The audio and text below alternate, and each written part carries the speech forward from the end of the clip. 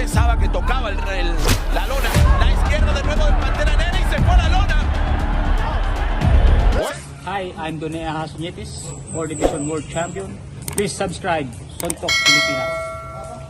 Si Luis Neri ang napipisil ng mga Pinoy boxing fans na makalaban sana ng pambansang angas na si Cuadro Alas, Janriel Casimero.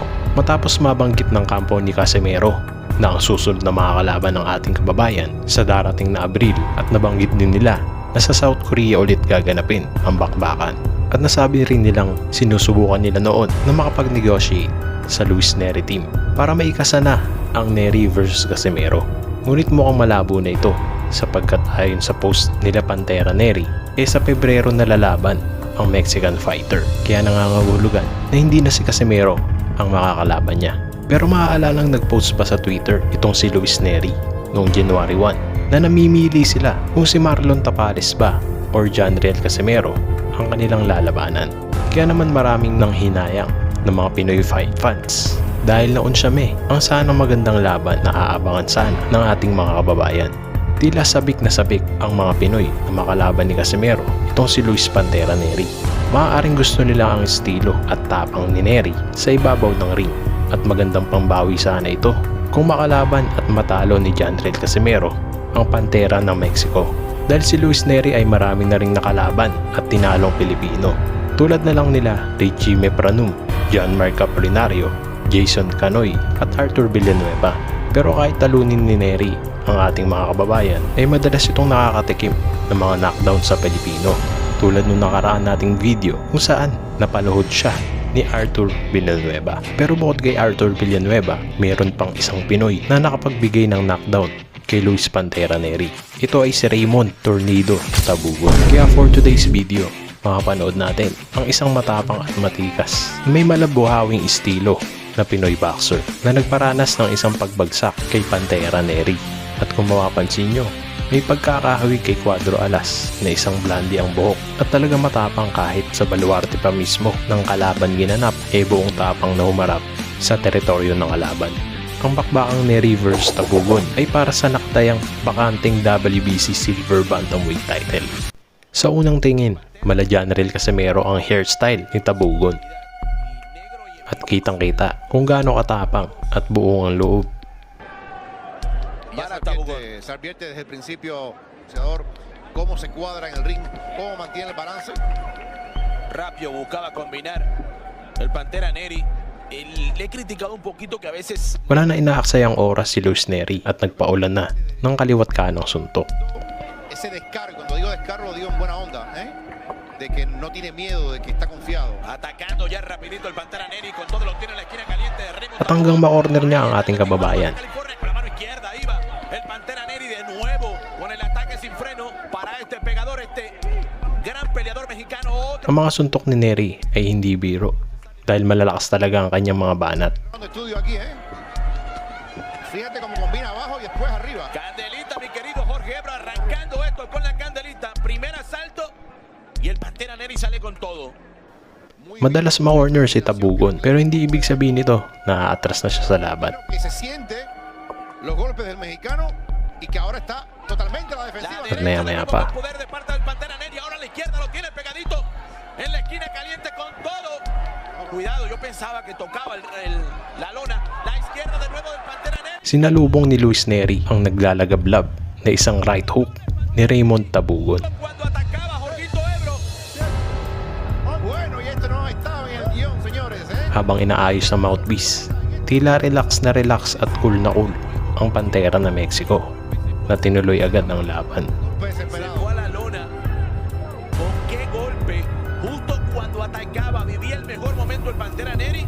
Y vaya, lo sorprenden y visita la lona. Es como si una ola fuera cortada en dos en medio de la tormenta, porque era un vendaval lo que estaba encima del boxeador de Filipinas y de pronto ese golpe providencial No estaba en el presupuesto. Halatadong hindi inaasahan ni Luis Neri na matamaan ng isang solidong suntok mula kay Raymond Tabugon. Kaya ngayon, medyo nag-iingat na ang Pantera. se ha dado pocas veces, pero estos asaltos que se dan empate, ¿no? Pero vaya que los... Pero patuloy pa rin ang pagbato ng mga power shots ni Luis Neri. Ya veo con la mano derecha ahora. El Pantera Viene Neri de nuevo combinando, terminando con esa mano izquierda con poder. A la humanidad de Raymond Tabugón. Se va a terminar el primero. At sa isang replay, makikita natin kung gaano kalakas ang binitawan ni Raymond Tabugón. Quiero ver el golpe. Ahí, esa fue. Vamos a ver. Quiero ver el Sapul golpe. na sapul ang panga ng Pantera. Y no fue un gran golpe. No. Agarra desbalanceado al Panterita cuando estaba atacando. Ahí está el golpe. Bueno, Tumatama pa rin si Raymond Tabugón, kaya mapapansin na medyo ingat na ingat talaga si Luis Neri at baka matimingan na naman ng ating kababayan. Pegaba con la izquierda. Neri le conectaba en la izquierda con poder. Su rival que sigue llaveando ahora, Raymond Tabugón. Interesante cómo va a ser la respuesta de Neri después de este knockdown. Saben que los boxeadores se van una vez cuando muertes la lona, es otra cosa. Y tú mismo hablabas al principio de la transmisión de los recursos que tiene este muchacho. Ahora tiene que mostrarlo, no ese plan B. Totalmente. Y es que sobre el ring se ve que el mexicano es superior técnicamente. Pero bueno, ahí está el knockout ese, el knockdown. Isang napakagandang bakbakan ang pinapakita ni Tabugón at Neri na nagpapakita na isang magandang laban talaga pag itinapat ang mga Pilipino kontra sa mga Meksikano. Pero tal parece que el mexicano se ha temperado un poquito. Está como que más dubitativo y el filipino está colocando golpes también. Tomando confianza, sí, ahora los costados iba el Pantera Neri. Le responde bien el filipino con la mano derecha. De nuevo el filipino ahora buscando el rostro del Pantera Neri, que también conecta, también combina bien. Y ya lo decíamos que esta prueba iba a ser importante para medir el momento de Neri. De acuerdo. Un minuto para que finalice el segundo. La pelea es pactada, dice en el peso gallo, 118 libras. Dito makikita na pinapakaramdaman ni Luis Neri ang ating kababayan bago magbitaw ng mga left and right combinations. Me acompaña Jorgito Ebro el día de hoy. Combate que ya nos dio una sorpresa. Buscando ahora el cuerpo, los costados, la zona Neri con la iniciativa, con la presión. Pero hindi pa dadaig ang ating kababayan na bumibitaw din ng mga nakakatakot na mga kanan tulad ng tumama kanina sa Meksikano. Calmado, buscando la brecha, haciendo fallar a su rival. Aunque de cuando en cuando llegan los golpes del filipino al rostro. Y del mexicano. al zurdo, trabájalo con la derecha, lo está haciendo Tabugón y ha entrado la derecha al rostro del Pantera Neri. Ahora pegaba con la... Pero napapadalas ang pag-corner ni Luis Neri kaya napapadalas din ang mga pagtama niya sa ating kababayan. A la esquinita calienta a su rival. Ahí lo tiene el Pantera Neri combinando de nuevo con los ganchos. Y el filipino aguantado ha asimilado una tremenda cantidad de golpes de parte del mexicano. Y No una creo. presión increíble, ¿no? La que te ponen. Sí. Otra vez en las cuerdas está Tabugón. El Pantera Neri colocando buenos golpes. Pero hindi pa patalo ang Pilipino na bumabawi rin kahit pa isa-isa pero malalakas na suntok. Todo con los golpes. La abertura en el cuerpo del filipino y ha colocado golpes muy buenos al rostro, sobre todo de parte del mexicano. Así que me cuesta trabajo creer que esta pelea llegue al límite. Difícil, ¿no? Por el ritmo derecha. Napakatapang kung panonoorin dahil hindi tumitigil si Raymond Tabugón hanggang matamaan niya ang Pantera. Otra vez lanzando golpes de todos lados. Como le decía Jorge, pero la neta Tabugón. Otra vez en las cuerdas. Tiene el mexicano al filipino. Recibe castigo el Pantera Neri. Últimos segundos del tercero. 10 segundos para que finalice el asalto. Otro asalto de mucha acción. Pero kadalasan sa mga power shots ni Tabugón ay hindi tumatama hanggang makorner na naman siya ni Luis Pantera Neri. Tanto marcan estos jóvenes boxeadores. Este es el tipo. Vamos a ver,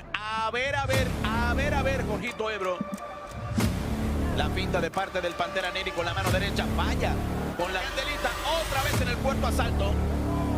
Y es increíble el volumen de golpe que tira el mexicano y cómo reacciona el filipino. Sí, señor. Izquierda, Raymond Tabugón la conectaba bien el Pantera Neri. De nuevo, otra vez lo tiene pegadito a las cuerdas, atacando con todo el mexicano. A Raymond Tabugón. Y te digo que el gallo no tuvo ese volumen. Derecha, ahora fallaba Raymond Tabugón. Otra vez lo tiene, atacando con todo de Maya-maya nuevo. pa. Por izquierda, de parte del Pantera Neri, le responde con la derecha Tabugón. Nakatama na naman si Luis Neri ng kaliwat ganang combinations Al rostro de Tabugón con todo, otra vez de nuevo el Pantera Neri. hanggang itinigil na ng referee ang bakbakan. Por la vía dito na nabugi si Luis Pantera Nery via TKO sa round number 4. Natalo man ng Pinoy, pinahirapan naman ang Mexican Warrior na si Luis Pantera Nery.